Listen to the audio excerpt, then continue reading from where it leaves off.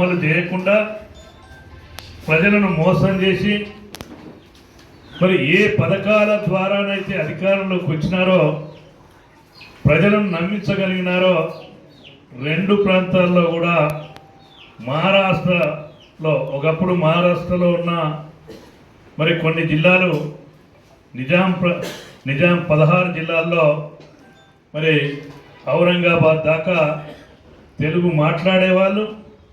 నిజాం ప్రభుత్వం తెలంగాణకు మూలాలున్న ప్రాంతాలు ఉన్నాయి, అక్కడ పోయి చాలా మాటలు మాట్లాడినాడు.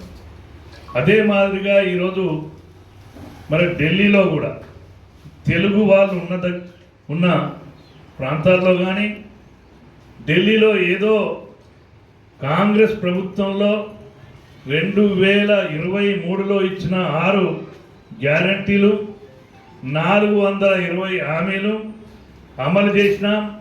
ఆ వర్గాలందరూ కూడా సంతోషంగా ఉన్నారు, సుఖ సంతోషాలతో ఉన్నారు. మీరు ఓట్లేయండి, ఈ ప్రభుత్వం కాంగ్రెస్ ప్రభుత్వం అధికారంలోకి వస్తే అమలు జరుగుతాయని చెప్పారు. కానీ ప్రజలు ఈరోజు దేశ వ్యాప్తంగా కూడా ప్రజలు గమనిస్తున్నారు. అవినీతికి వ్యతిరేకంగా ఆమ్ ఆద్మీ పార్టీ పుట్టిందే అవినీతికి వ్యతిరేకం. ఎన్నికల్లో డబ్బుల ప్రభావితం ద్వారా గెలవద్దు. అధికారంలో ఉన్నప్పుడు అధికారాన్ని ఉపయోగించి అధికారంలో రావడానికి ఆ అధికారం ద్వారా అధికారాన్ని ప్రభావితం ప్రజల మీద చేయకుండా ఉండాలనేది ఆమ్ ఆద్మీ పార్టీ పెట్టినాడు. ఏదైతే అన్నా హజారే గారు ఏర్పాటు చేసిన పార్టీలో మరి ఈరోజు ఆమ్ ఆద్మీ పార్టీ అధినేత ముఖ్యమంత్రి కేజ్రీవాల్ గారు మనందరికీ తెలుసు. ఏం మాట్లాడారు నిన్నటి వరకు? పార్టీ పెట్టినప్పటి నుంచి 2 పర్యాయాలు ముఖ్యమంత్రిగా ఉన్న సందర్భంగా దేశంలోనే ఎక్కడ లేని విధంగా అవినీతి రహిత పరిపాలన ఢిల్లీలో ఉన్నదన్నారు. కానీ ఏం జరిగింది? ఈయన నాయకత్వంలో ఉన్న మంత్రులు జైళ్ళల్లో ఉన్నారు. అవినీతి వీరు కూడా ఆఖరికి మరి మద్యం కేసులో జైల్లో ఉన్నారు. అంటే అనేక రకాలుగా మరి ఈరోజు ఆరోపణలే కాదు, అవినీతికి వాస్తవం అని ప్రజలు తీర్పిచ్చినారు. ఇంకా కోర్టులో తీర్పు రాలే. ఆరోపణలు మాత్రమే, ఎఫ్ఐఆర్ మాత్రమే దాఖలు అయింది. జైలుకు వెళ్ళినారు, జైలు నుంచి వచ్చినాడు. ఇంకా న్యాయస్థానంలో తీర్పు రావాల్సిన అవసరం ఉంది. కానీ న్యాయస్థానంలో వచ్చే తీర్పు కన్నా ప్రజా తీర్పు గొప్పది. న్యాయస్థానంలో జడ్జిలు ఇచ్చే తీర్మానం కూడా ఆ జడ్జిలు కూడా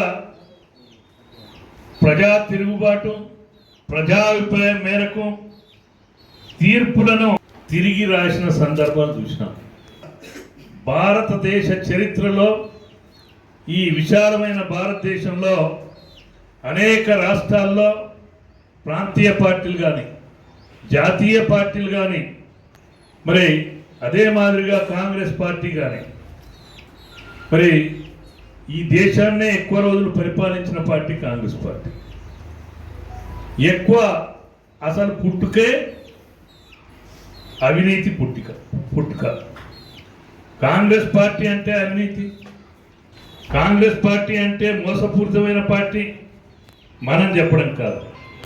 దేశ చరిత్ర ఒక్కసారి మనం బిఫోర్ ఇండిపెండెన్స్ ఏదైతే ప్రజాస్వామ్య పద్ధతిలో 1952లో జరిగిన ఎన్నికల కన్నా ముందు, స్వతంత్రం వచ్చిన తర్వాత ఆ రోజు గాంధీ గారు ఏం చెప్పారు? కాంగ్రెస్ పార్టీ అనేది ఏ రాజకీయ పార్టీ కూడా పెట్టడానికి వీల్లేదు. ఇది స్వతంత్ర ఉద్యమంలో ఈ సమూహంలో వివిధ రాజకీయ పార్టీల ఆలోచన సిద్ధాంతాలకు వదిలిపెట్టి భారతదేశ స్వతంత్రం కోసం పోరాటం చేసిన అది రాజకీయ పార్టీ కాదు కాంగ్రెస్. దాన్ని ఎవరు కూడా రాజకీయ పార్టీగా పెట్టుకుంటే బాగుండదని అన్న 1952 నుంచి ఈ రోజు వరకు అసలు కాంగ్రెస్ పార్టీ ఎప్పుడో చచ్చిపోయింది. అంతో ఇంతో కాంగ్రెస్ పార్టీలో 1952లో కాంగ్రెస్ పార్టీలో ఉన్న నాయకత్వం, నీతి నిజాయితీ మరి ఉన్న నాయకులు కూడా ఉన్నారు, జాతీయ నాయకులు ఉన్నారు. మరి అనేక రాష్ట్రాల్లో కూడా ప్రజల కోసం ప్రాణాలను అర్పించి అవినీతి రహిత పరిపాలన కొనసాగాలని ఆ రోజు కాంగ్రెస్ పార్టీలో కూడా ఒక సెక్షన్ ఆఫ్ రాజకీయ నాయకులు ఆలోచన చేసినారు.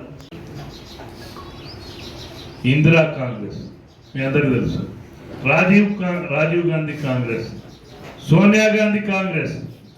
అంటే గాంధీ అనే ఒక అడ్డం పెట్టుకొని గాంధీకి సంబంధం లేని కుటుంబం 1952 నుంచి గాంధీ కొడుకులు కాదు, రాజీవ్ గాంధీ మనవడు కాదు, ఎవరు నెహ్రూ మనవడు.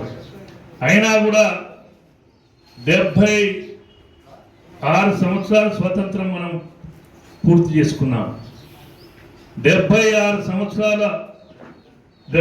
సంవత్సరాల్లో కాంగ్రెస్ పార్టీ పేర్ల మీద కాంగ్రెస్, తివారీ కాంగ్రెస్, బ్రహ్మానంద రెడ్డి కాంగ్రెస్, రాజీవ్ కాంగ్రెస్, సోనియా కాంగ్రెస్, ఇందిరా కాంగ్రెస్. అంటే ఈ రకంగా ఏ కాంగ్రెస్ అయినా ఈ దేశం కోసం స్వతంత్ర ఉద్యమంలో పాల్గొని స్వతంత్రాన్నే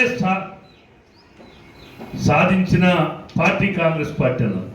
అందుకే గారి నాయకత్వంలో ఈ దేశం కోసం ప్రాణాలను అర్పించడమే కాకుండా ఈ స్వతంత్ర ఉద్యమంలో ఆనెస్ట్గా నిజాయితీగా ఎవరైతే ఆ ఉద్యమంలో పాల్గొన్నారో సర్దార్ వల్లభాయ్ పటేల్ కానీ అనేక మంది త్యాగధనులు ఈరోజు మనం గురించి దేశ చరిత్రలో 77 సంవత్సరాల్లో ఏ ప్రభుత్వం కూడా స్వతంత్ర ఉద్యమం కోసం రాబోయే తరాలకు కానీ ఇప్పటి వరకు గడిచిన తరాలకు కానీ ఏ రోజు కూడా వాస్తవాలు చెప్పలేదు. అంటే స్వతంత్రం అంటే ఇందిరా కుటుంబమే, స్వతంత్రం అంటే కాంగ్రెస్, కాంగ్రెస్ అంటే నెహ్రూ కాంగ్రెస్, ఇందిరా కాంగ్రెస్ అనే విధంగా ప్రజలను మరి మభ్యపెట్టడం జరిగింది.